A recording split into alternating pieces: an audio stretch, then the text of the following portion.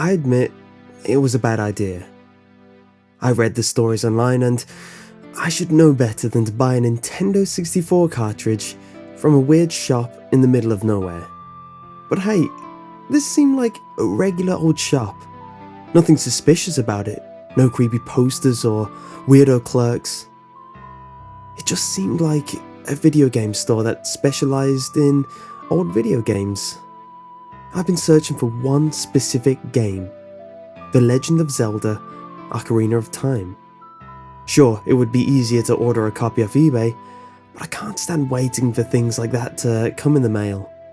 I only use eBay if it's necessary. So, I was looking on the shelves for Ocarina of Time, but no luck.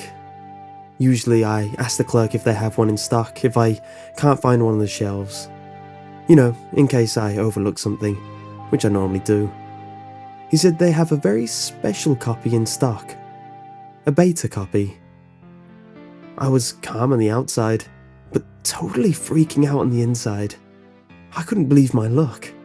My excitement clouded the suspicious feeling I was really having. You know, those online stories I read about beta copies purchased from weird stores. But like I said, other than the location, this store was pretty normal. I bought the game for $7.99, pretty okay price for an N64 game, especially when it's Zelda. So, I went home to try out my new beta copy of Zelda. Everything seemed kind of the same at the start, but some of the textures were different. Not creepy different, I mean like Link's clothes are a bit brighter green and less detailed. Stuff like they changed them at the last minute to make it look better. I played up to the water temple. Some of it was kind of hilarious, like some of the dialogue was different, pieces of heart in unreachable areas, stuff like that. But when I reached the water temple, things started to get weird. Like, randomly at times, I hear dark laughing, people screaming and weird things like that. I even found blood in some of the watery areas. And then, I reached the Dark Link sub-boss. As I approached the door, the laughter got louder. I entered the room and boom, out of nowhere, Dark Link shoved his sword right through Link's chest. Link fell dead on the floor. The game over screen came up and I hit continue. I appeared in Kokiri Forest, strangely. Usually I'd appear at the entrance to the water temple. But when I explored Kokiri Forest, everyone had been stabbed in the chest.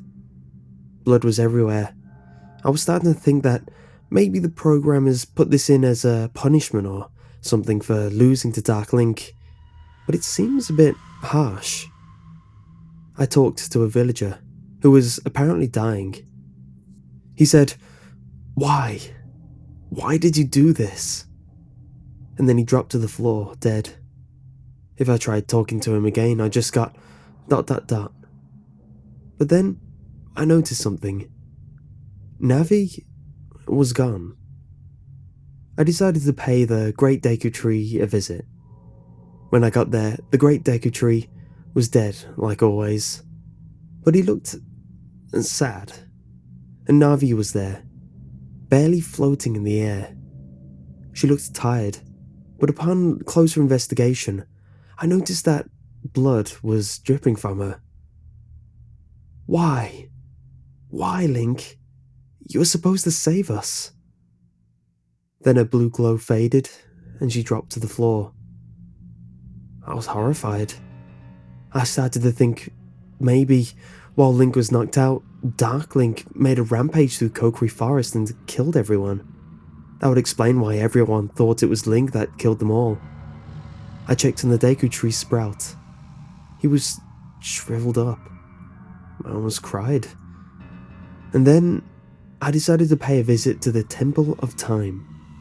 I wanted to warp there using the Prelude of Light, but when I checked my inventory, the Ocarina of Time was shattered. In the place of the regular Ocarina of Time sprite, there was one of a shattered blue ocarina. I had to walk to the temple now. On the way there, all of the poes that appeared in Hyrule Field were gone. All the trees were on fire. It was sad. I wanted to play the Horses tune, beta name for Epona's song, but I remembered my ocarina was broken. But hey, last I left Epona was pretty near Kokiri, so it wasn't too long of a walk. I went over to Epona, only to find out she was killed too. I was devastated, even though everything on the screen was just a pile of pixels. I went over to Hyrule Castle Town. The place was still infested with Redeads, but instead of coming over to attack, they seemed scared of me. That freaked me out. I went into the Temple of Time, and waiting in the chamber where the pedestal of time stood was Dark Link himself, the supposed source of all this destruction. I tried to go into the chamber, but Dark Link teleported out of there and the door of time shut, and Dark Link shattered the 3 keystones that opened it. And with the Ocarina of Time broken, along with the keystone, the Master Sword will never return home, and I can't travel back in time to escape this twisted world. Dark Link spoke. He will never escape. You're next. I expected him to kill Link like he did back in the Water Temple, so I could save and quit and get rid of this game. But Dark Link just stood there. I then realised his plan was to trap Link in a world where all of his loved ones were dead on the floor.